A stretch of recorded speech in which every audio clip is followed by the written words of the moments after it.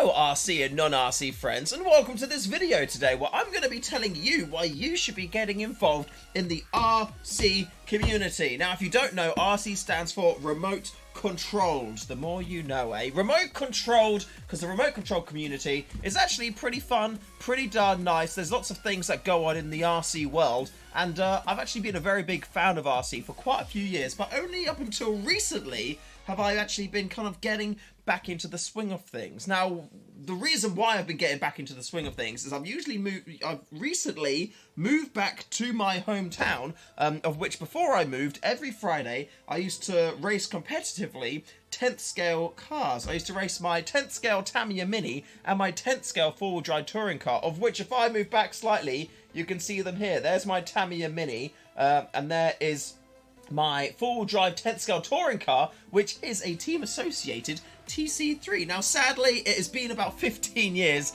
since I raced at that club, so since then the types of cars that they race there have changed. There's actually quite a selection or different classes that they run now there. The club is called AORRC, by the way, Aylesbury Off-Road Remote Control Club.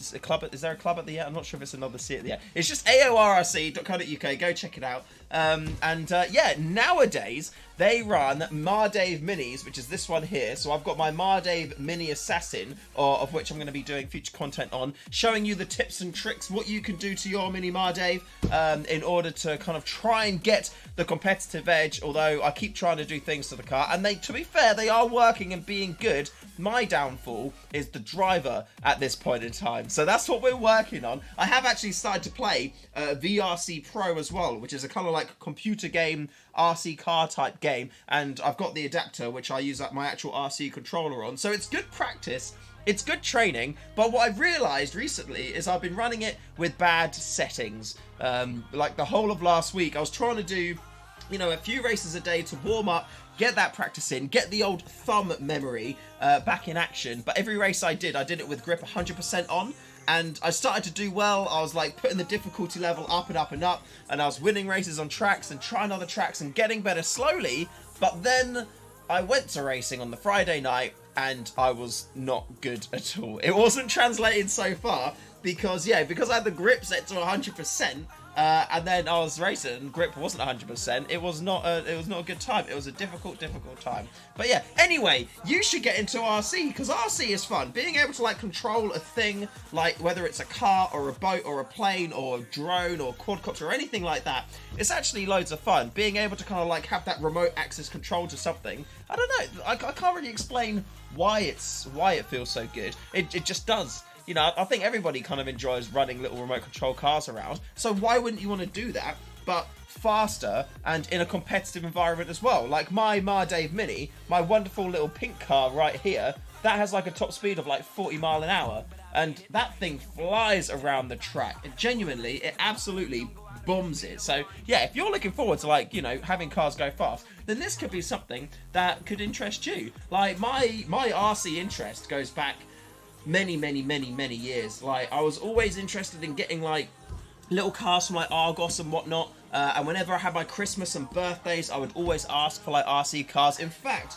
I have probably the most significant RC car that I have ever owned in my life, and that is in this one here, and it is the original jumping car by Nico. And I remember Nico, they used to have the adverts that would say Nico, that's how you spell RC, and I've still got this. I remember this. My grandma bought this for me for either a birthday or a Christmas or something like that. I saw it and I was just so excited about it, because not only does this car, you know, drive around like a normal car does, but it's also got this special little flipping arm on the bottom here, so you could drive it around, and then when you get to a curb, you can press a button on the controller, and it literally like goes up like that and jumps in the air. And I was just like, this is amazing. Like, unfortunately for me, at the time, battery technology was not fantastic. So even though it says on here, what, Mega 9.6 volt power, 27 megahertz as well, it does still work, by the way. So at some point I will try and get either new batteries or see if I can get the old batteries to work in there and mount. I do have a charger that works with these, but I think the batteries are just way too dead. At this point, they're, you know, probably close to 25 years old, and they weren't even that great at the time when I originally got them. But yeah, this car here is one of the reasons that kind of like drove me to absolutely love RC. But yeah, the original batteries, they just did not last at all. You've got the trim built into the car on the bottom there. This is your arm that goes. It is just two-wheel drive, rear-wheel two-wheel drive. Part of me wants to kind of open it up and see if I can update it, put a bit of a better motor in there, maybe like run it with lipos instead, see if I can change out the receiver. But for cars like this, usually they've got like an ESC receiver combo kind of built in together, similar with like smaller scale cars, like you know, from 12 and 28 scale, things like that. They usually have a receiver ESC built in together, which is a little bit of a pain, but you know what, it may be worth trying to see if I can do that with this, because I would love to get this thing up and running again. That would be awesome. But yeah, the 27 megahertz radio is just, it's not the dream. It is not the dream at all. But yeah, so there we go. We've got that. That is my original kind of like fun car that I loved. I then kind of went on from this to doing the RC racing, of which I had my Tamiya Mini, which is the pink and blue one. For some reason, I like painting my cars pink. I don't know why. I feel like it's more going to be like a distraction to the other races, but I think it just ends up, I don't know, just being pink and lovely and nice and whatnot. I'm going to give you overviews of those. I'm going to give you full overviews of those cars later in future, because there's still plenty of clubs that actually... Well, I mean, the TC3 is quite old now. I imagine there may be some clubs out there that run like an open 10th scale four-wheel drive touring circuit, and if they do, then the TC3 would be a great option to run for that. Also, in there, the motor is called Revenge of the Monster by, is it a Trinity? I think it's a Trinity motor. Is it a Trinity motor? I can't remember for sure. But anyway, that's now classed as a vintage motor, just like that car and the Tamiya Mini are classed as vintage, because apparently I'm all old fogey now, so the things I liked when I was a child are now all vintage type things. But apparently that motor goes for like £100 plus on eBay, and mine's in really good condition. So yeah, like part of me wants to keep it all together in one piece, but then the other side of me is kind of like, why not I just get like a brushless motor ESC bundle, replace them inside of there, and then that's just gonna increase the speed, increase the performance, and then I can put that motor on eBay and get some of my costs back too. Like, I could literally sell that one motor and get a brushless motor ESC bundle to put in there instead. So yeah, I don't know, I'm thinking about it. The ESC in there is actually good as well. It's one of my old LRP competition, I think it's the LRP Competition 2 Speedo.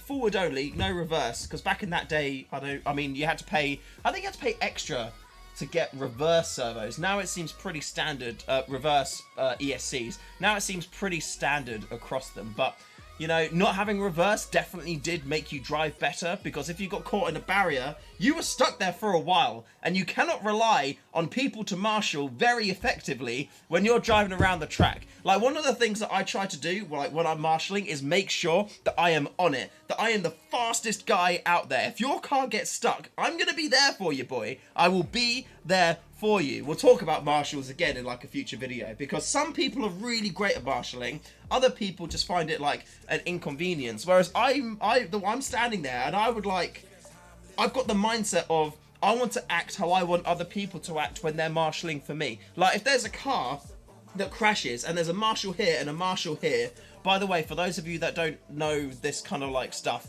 the way it works is, once you've finished your race, you then become a marshal for the race after you. So you go stand next to the track, and if somebody's car flips over, gets stuck, or something like that, like say the body shell gets caught under a wheel, it's your job to go retrieve the car, fix it, sort it out, put it back on its wheels so it can go past. Right, there you go. Like, so when I'm marshalling, say like a car crashes in between two marshals, I would rather both marshals go, and then whoever gets there first sorts the car out, because then both marshals not doing anything, just looking at each other, and then eventually one of them decides, okay, I'll go and do it. Which happens way too often. We need to stop doing that. I love... Well, I don't say I like... Actually, I do. I really enjoy marshalling. I think it's quite rewarding and fun, like keeping an eye on the cars, and I find it like a personal mission to try and get the cars and recover them as quickly as possible.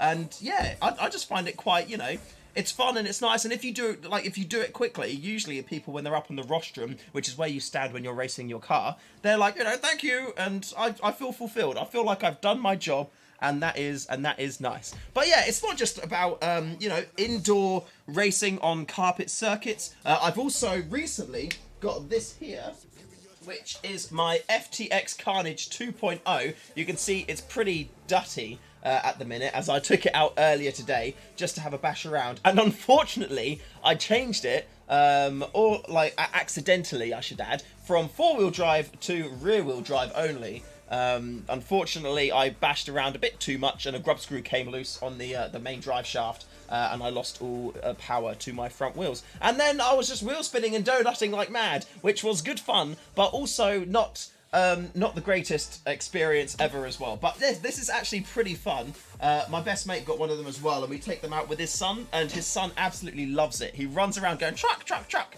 And we've only driven into him a few times. So yeah. He bounced back perfectly fine. It's okay. He fell over a little bit. Don't worry about him. He's okay. I promise. I promise.